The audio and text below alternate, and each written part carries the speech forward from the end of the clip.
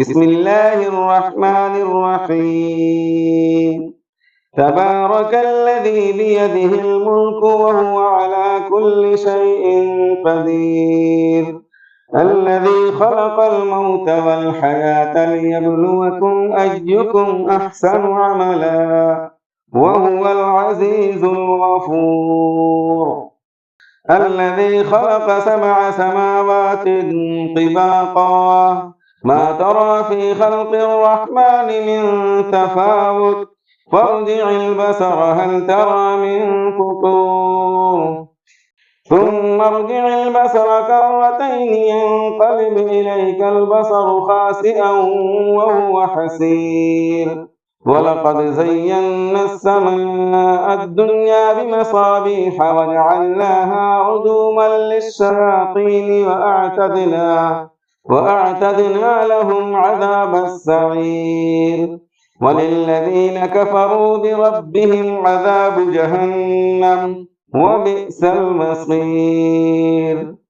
إذا ألقوا فيها سمعوا لها شهيقا وهي تفور تكاد تميز من الغيظ كلما ألقي فيها فوج سألهم خزنتها ألم يأتكم نذير قالوا بلى قد جاءنا نذير فكذبنا وقلنا ما نزل الله من شيء إن أنتم إلا في ضلال كبير.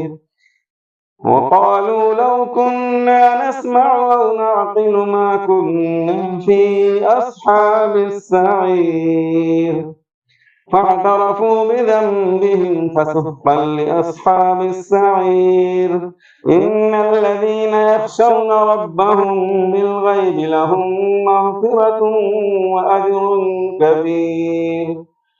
وأسروا قولكم أو اجهروا به إنه عليم بذات الصدور ألا يعلم من خلق وهو اللطيف الخبير. هو الذي جعل لكم الأرض ذلولا فامشوا في مناكبها وكلوا من رزقه وإليه النشور.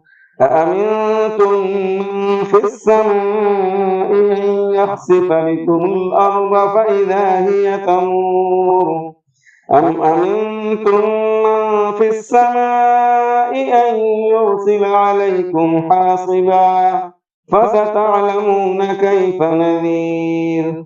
ولقد كذب الذين من قبلهم فكيف كان نكير.